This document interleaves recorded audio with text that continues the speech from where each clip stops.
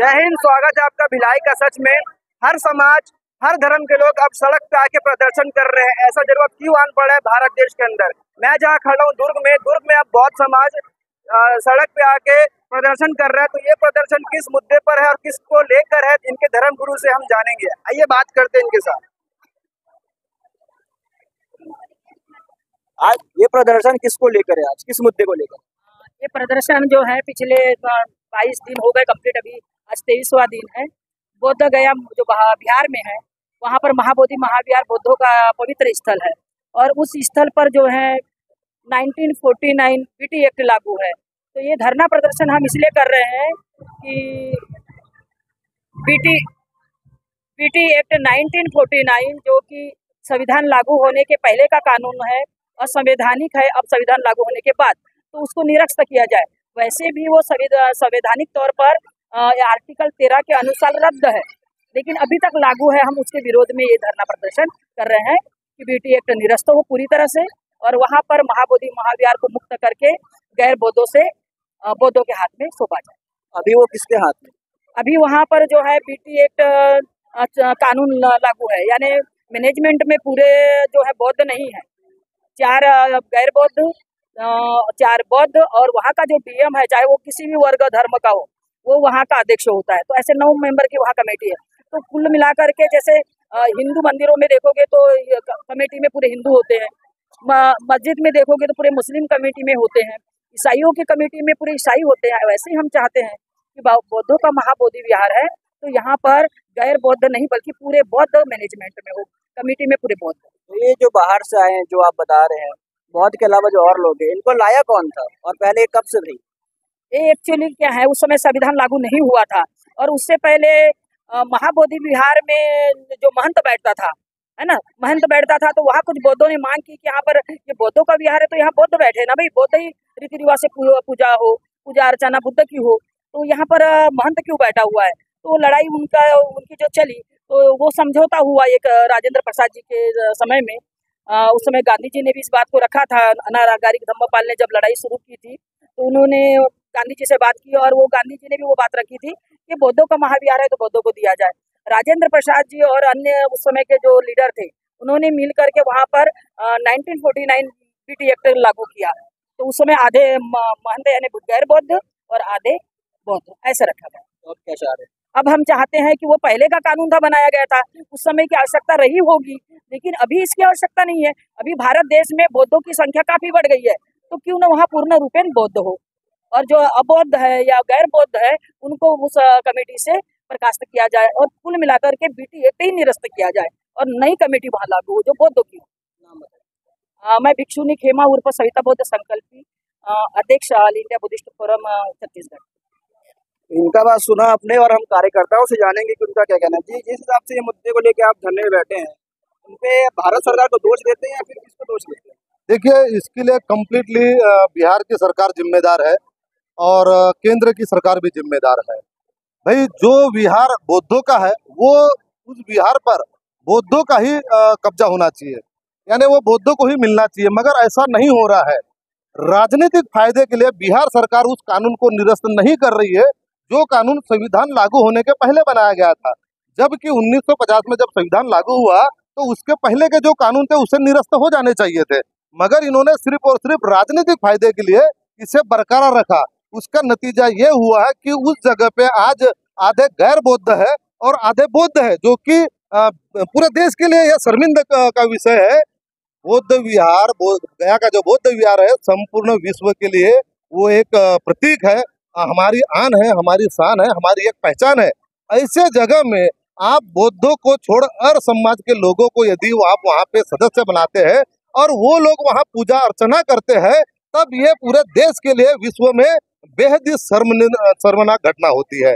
इस विषय को ध्यान में रखते हुए केंद्र सरकार ने यहाँ पर अपना हस्तक्षेप करते हुए बीजेपी की जो सरकार है केंद्र में, उन्होंने अपना हस्तक्षेप करते हुए बिहार की सरकार को ये आदेश देना चाहिए कि 1949 का बीटी एक कानून है जो कि असंवैधानिक है, उसे तत्काल निरस्त किया जाए और वो धरोहर जो बौद्धों की है वो बौद्धों को दिया जाए। देखिए, अभी जैसे कि आप देख रहे हैं यहाँ पे सैकड़ों की संख्या में लोग हैं, हम पिछले 1 जुलाई से आंदोलन कर रहे हैं। आज हमारा 23 दिन हो चुके हैं हम आंदोलन को, और ये 31 तारीख तक हमारा आंदोलन चलेगा। 29 तारीख को सुप्रीम कोर्ट का फैसला आना है। सुप्रीम कोर्ट का फैसला यदि बौद्धों के पक्ष में आता है तब तो हम सम्मान करते हैं। यदि सुप्रीम कोर्ट का फैसला बौद्धों के पक्ष में नहीं आता तो मैं इस सरकार को चेतावनी के माध्यम से मैं बताना चाहूंगा कि पूरा बौद्ध समाज रोड पर उतरकर चक्का जाम करेगा और ऐसा आंदोलन करेगा कि सरकार को समझ में आ जाएगी ये बात, और इसका सारे का सारा जिम्मेदार सिर्फ और सिर्फ केंद्र की सरकार होगी, बिहार की सरकार होगी। इसलिए मेरा निवेदन है, ऐसी घटना यहाँ न घटे, सरकार ने इस बात का ध्यान रखे और जो विरासत हमारी है वो हमें लौटाई जाए। उसमें सारे के सारे बौद्ध पदाधिकारी होने चाहिए, वो विहार हमारा है और वो हमें मिलना चाहिए, ये हमारी मांग है। कई दिन से आप धरने पे बैठे हैं, यहाँ का जो प्रशासनिक तौर है, तरीका है, उससे आपको क्या सपोर्ट मिल रहा है और कलेक्ट्रेट से कोई आके आश्वासन दिया है या नहीं दिया? नहीं, देखिए यहाँ पर छत्तीसगढ़ सरकार और जिला कलेक्ट्रेट की यदि हम बात करें तो उनका ऐसा वो आश्वस्त नहीं कर सकते क्योंकि इनके हाथ में पावर वो नहीं है। बट हमारे आंदोलन को वो सपोर्ट कर रहे हैं। उन्होंने कहा है, पिछले टाइम भी हमने एक ज्ञापन दिया था, उन्होंने कहा है कि आपकी जो मांग है हम सरकार तक जरूर पहुंचाएंगे, ये उन्होंने कहा था। और जैसे कि आप देख ही रहे हो वो हमें समर्थन कर रहे हैं, इसमें कोई दो मत की बात नहीं है। हमने छत्तीसगढ़ सरकार से भी ये निवेदन किया है, आज फिर हम निवेदन करने जा रहे हैं ज्ञापन के माध्यम से कि छत्तीसगढ़ की सरकार बौद्धों के हितों को ध्यान में रखते हुए उस विहार को दिलाने में हमारी मदद करे। ये हम छत्तीसगढ़ की सरकार से निवेदन करने जा रहे हैं। जी, मैं अनिल जोग, छत्तीसगढ़ प्रदेश महासचिव, समता सुरक्षा सेना छत्तीसगढ़। जिस मुद्दे को लेकर धरना बैठा गया है, किस प्रकार से इसको देखते हैं? ये एक काला कानून के नाम से है, बीटी एक्ट 1949। मैं ये चाहता हूँ कि भारत में वरन विश्व में सभी को अपनी संस्कृति, अपनी उपासना करने की स्वतंत्रता है, लेकिन हमें यहाँ पे महाबोधि विहार में जो गैर बौद्धों का प्रवेश हुआ है उससे पूरा बौद्ध समाज अपनी उपासना संस्कृति के लिए तरस रहा है। जबकि आपको पता होगा 5000 सालों से हम प्रताड़ित हुए हैं अपने धर्म के सुरक्षा के लिए, अपनी स्वेच्छा के लिए, और ये जो मंदिरों में प्रवेश नहीं दिया जाता था उसके लिए। तो हमने ये चाहा कि हम बौद्ध धर्म अपनाए हैं बाबा साहब के धर्मांतरण के बाद में। तो आज की डेट में हमें अपना बौद्ध धर्म मानने की संस्कृति और उपासना की ताकत दिया जाए, शक्ति दिया जाए, यही मैं कहना चाहता हूँ। अभी जो है बौद्ध के अलावा जो और जो वहाँ के पार्टीशन लोग हैं वो किस धर्म से है? वो है ब्राह्मणवादी, वो और उनके साथ में एक कलेक्टर, मतलब ऐसे 4 बौद्धिस्ट, 4 ब्राह्मण और एक कलेक्टर, ये मिला के बीटी एक्ट को बनाया गया है। 1949 का कानून है। ये बताएंगे जो धरने में बैठे हैं किस तरीके से कार्रवाई? देखिए, भारतीय संविधान जब लागू हुआ है, भारतीय संविधान लागू होने के बाद सारे कानून जो है भारतीय संविधान के अनुसार हैं, लेकिन एक ऐसा कानून है 1949 का जो भारतीय संविधान लागू होने के पूर्व का जो है अभी चल रहा है, जो बहुत ही गलत है। किसी भी धर्म के स्थल पर दूसरे धर्म के लोगों का हस्तक्षेप नहीं होता है। हिंदू में हिंदू होता है, बौद्धिस्ट में बौद्धिस्ट होना चाहिए, सिख में सिख होता है। इसी प्रकार से हम भी चाहते हैं कि जो हमारे आस्था का केंद्र है, हमारे आस्था के केंद्र में दूसरे समुदाय के लोगों का दखल अंदाजी नहीं होना चाहिए। ये हम लोग, मैं राष्ट्रीय बौद्ध महासभा का प्रदेश अध्यक्ष हूँ, हम लोगों ने 21 तारीख को पूरे भारत के जिलों में ज्ञापन सौंपा है माननीय महामहिम राष्ट्रपति और बिहार के मुख्यमंत्री जी को कि ये कानून को निरस्त करें और हमारा बौद्ध विहार बौद्धों को सौंपें। ये अगर सरकार हमारे निवेदन से मान जाती है तो ठीक है, अदरवाइज दोनों प्रदेश सरकार और केंद्र सरकार को खामियाजा भुगतना पड़ेगा। जिस दिन बौद्ध अनुयायी रोड पे आ जाएंगे या इनके विरोध में खड़े हो जाएंगे, उस दिन इनको सीट छोड़ने के अलावा जगह नहीं मिलेगी। क्योंकि अभी हम लोग सिर्फ निवेदन कर रहे हैं कि आप हमारा आस्था का केंद्र हमको सौंप दीजिए, निवेदन कर रहे हैं सरकार से। और अगर सरकार नहीं मानती है तो हम लोग 2 अप्रैल 2018 जैसा उग्र आंदोलन पूरे देश में होगा और उन्हें SC/ST एक्ट की तरह वापस लेना पड़ेगा। अभी तक सरकार की तरफ से कुछ आश्वासन मिला है आप लोगों को? हम लोगों ने जो कानून मतलब उच्च न्यायालय में हमारा पिटीशन दायर किया हुआ है और 29 जुलाई को इसकी सुनवाई है। हो सकता है उस दिन अगर हमारे फेवर में फैसला आ जाता है तो हम उनका स्वागत करेंगे, और अगर नहीं होता है, हमारे फेवर में फैसला नहीं आता है, हमारा आस्था का केंद्र हमको नहीं सौंपा जाता है, तो हम लोग उग्र प्रदर्शन करेंगे, पूरे भारत देश में उग्र प्रदर्शन करेंगे। ये बताइए। जय भीम, नवोदय। मैं सुभाष चंद्र मेश्राम, भीम आर्मी जिला दुर्ग का अध्यक्ष हूँ। और ये जो आप यहाँ पे देख रहे हैं कि विगत इस माह की 1 तारीख से जो सतत धरना प्रदर्शन चल रहा है, ये हमारे दुर्ग जिले का धरना प्रदर्शन है। ये धरना प्रदर्शन केवल हमारे जिले में ही नहीं है, बल्कि संपूर्ण भारत में। और मैं आपको बता दूं, इस वक्त 136 बुद्धिस्ट कंट्रियां हैं जो विश्व में हैं। उन सभी में बात पूर्ण रूप में फैल चुकी है कि विश्व के जो धरोहर है, वर्ल्ड हेरिटेज सेंटर, अमेरिका ने इसको विश्व की धरोहर माना है।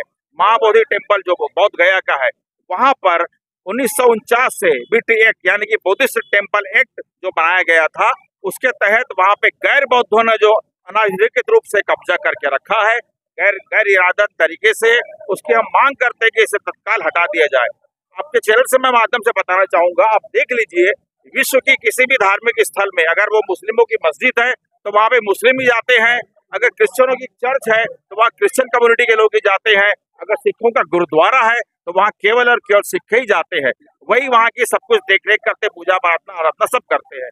तो भाई जब आप इतने विश्व के बाकी धर्मों के लोगों के इसमें नहीं है, तो हमारे बुद्ध का विश्व की सबसे बड़ी धरोहर विरासत पे आपने क्यों कब्जा करके रखा है गैर बौद्धों ने?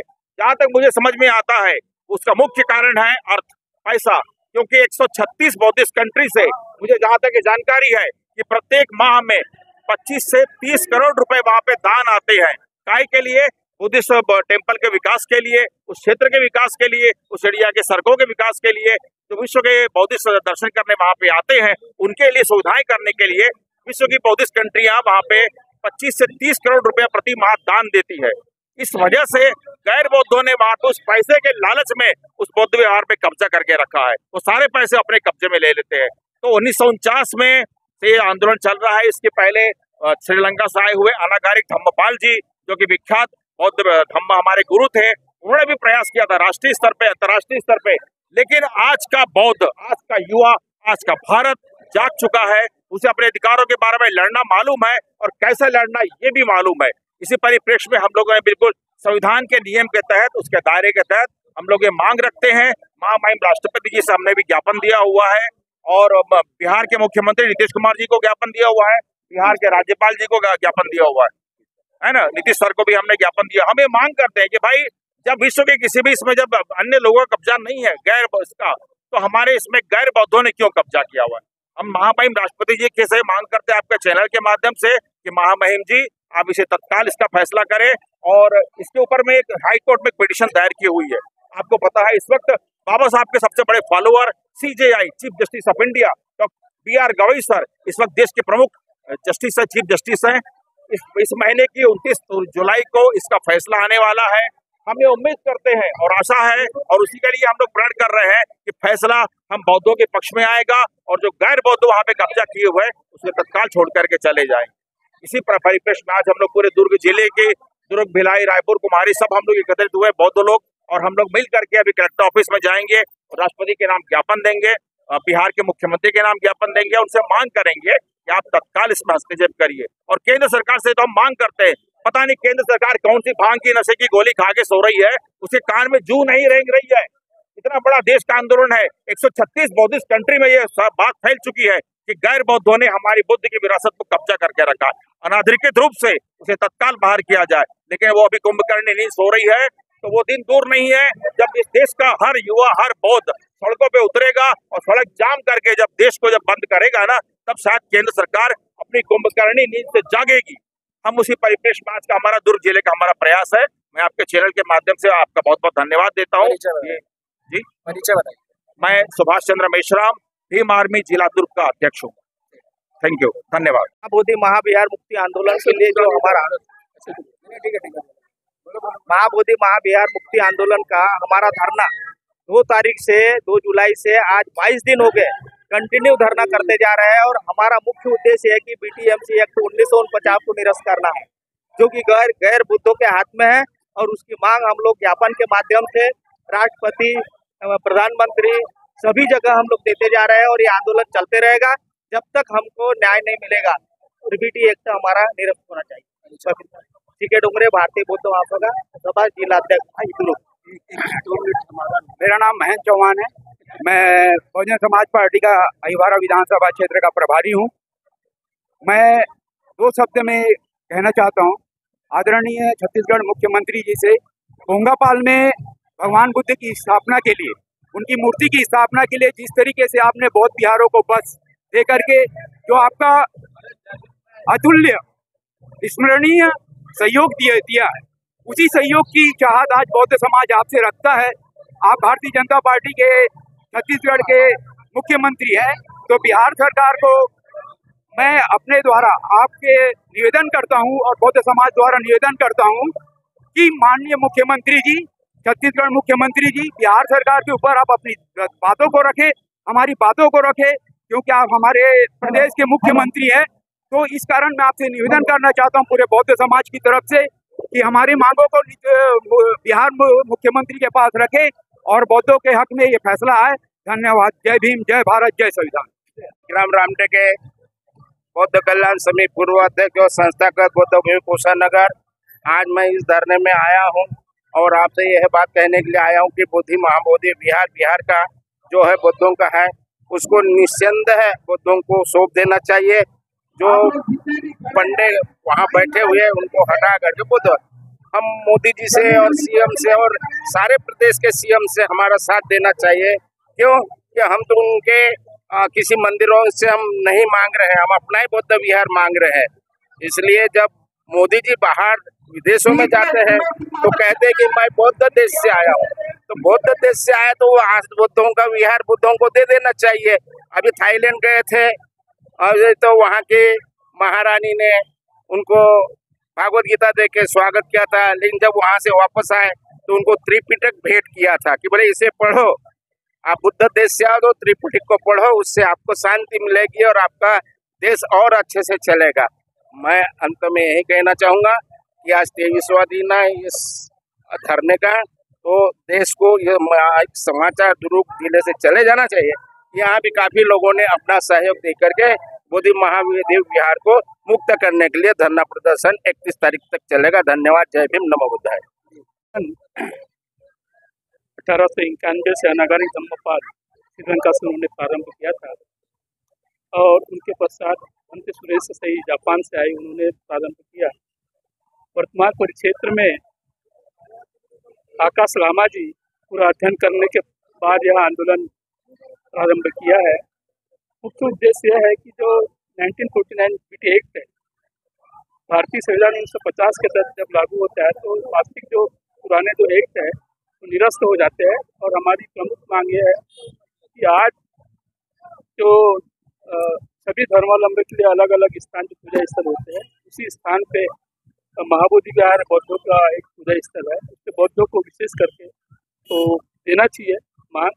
और 29 जुलाई 2025 में जो एक कहना चाहिए सुप्रीम कोर्ट के द्वारा जो डिसीजन आने वाला है, हम चाहते हैं, हमें पूरा विश्वास है सुप्रीम कोर्ट के ऊपर कि न्याय संगत बौद्धों के लिए न्याय संगत संज्ञान मिलेंगे। इन्हीं आशा के साथ ये आंदोलन आज दुर्ग शहर के लिए संदेश देते हुए मुख्यमंत्री, राष्ट्रपति और प्रधानमंत्री को यह ज्ञापन दिया जाएगा। मैं आनंद रामटे के समता से निधन प्रमुख छत्तीसगढ़।